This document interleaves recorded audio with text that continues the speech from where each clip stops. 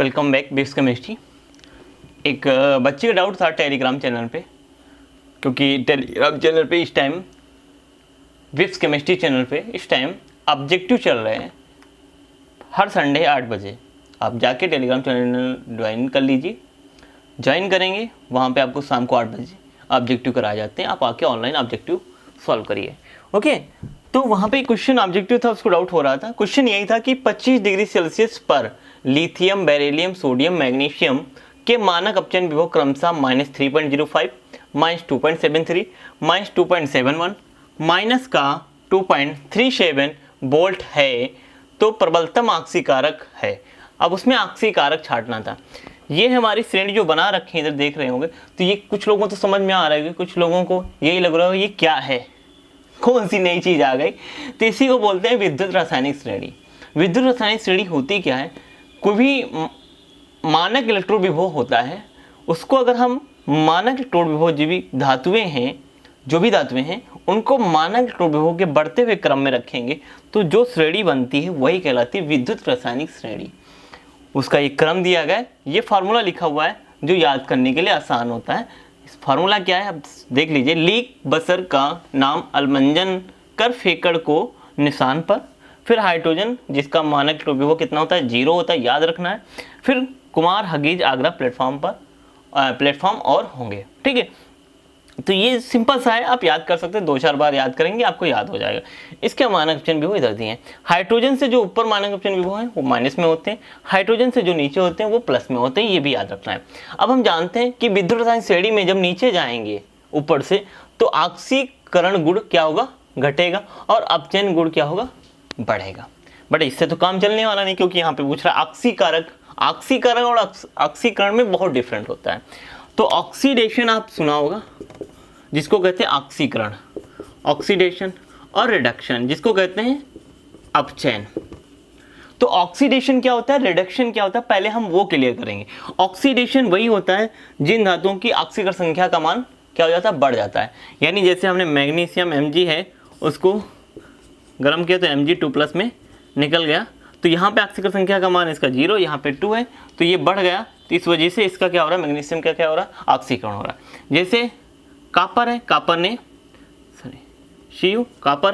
Copper ने 2 electron ग्रहण किए तो क्या बना, Cu बन गया। तो यहाँ पे कॉपर का इधर ऑक्सीकरण संख्या का मान 2 है और यहाँ पे कितना हो जाएगा 0, यहाँ पे घट गया, तो ये क्या हो गई, अपचयन हो गई।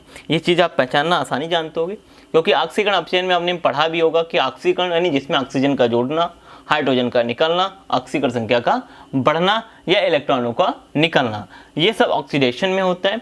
रिडक्शन में क्या होता है, हाइड्रोजन का जुड़ना, ऑक्सीजन का निकलना, ऑक्सीकरण संख्या का घटना और इलेक्ट्रॉनों का जुड़ना, ये सब रिडक्शन में प्रोसेस होते हैं। अब जिस पदार्थ का रिडक्शन होगा वही पदार्थ, जैसे इसमें कॉपर का हो रहा है तो कॉपर ही कहलाएगा, क्या कहलाता है, ऑक्सीडाइज कहलाता है। आप हिंदी में बोलते हैं ऑक्सीकारक। ठीक, और जिस पदार्थ का ऑक्सीडेशन होता है वो यानी ऑक्सीकरण होता है वही पदार्थ कहलाता है अपचायक। ओके, अब हम आते हैं सीधे ऑक्सीकारक पे, क्योंकि पूछ यहां पे रहा है ऑक्सीकारक प्रबलतम कौन सा होगा। तो प्रबलतम ऑक्सीकारक वही होगा जिसका रिडक्शन आसानी से हो जाएगा, यानी जिसकी अब देखो ऊपर से नीचे जा रहे हैं, अपचयन गुण क्या हो रहा है, बढ़ रहा है, यानी रिडक्शन बढ़ रहा है, यानी नीचे वाला जिसका मानक विभव प्लस में है वो जल्दी अपचयन कर लेगा, यानी वही पदार्थ क्या होगा, ज्यादा ऑक्सीकारक होगा, और ऊपर वाला कम ऑक्सीकारक होगा। यानी जिसका मानक इलेक्ट्रोड विभव का मान जितना ही ज्यादा होगा वो ऑक्सीकारक होगा या वो अपचयन कहलाएगा। ओके, और जिसका मानक इलेक्ट्रोड विभव का मान जितना ही कम होगा वो ऑक्सीकरण होगा या अपचायक कहलाएगा। ओके, तो मानक इलेक्ट्रोड विभव का मान हम यहां से अब क्लियर करते हैं, इसी क्वेश्चन में जवाब देना है। देखो इसका मानक विभव मान देखो क्या है, देखो ये एलिमेंट दिए गए। अब हम जानते हैं, देखो 0 से अगर इधर बढ़ेंगे 1 2 3 प्लस में होता है, ठीक है, और इधर आएंगे -1 -2 -3। अब जितना ही ज़्यादा वैल्यू माइनस में होगी वो उतनी ही कम काउंटिंग की जाती है, आप जानते हैं।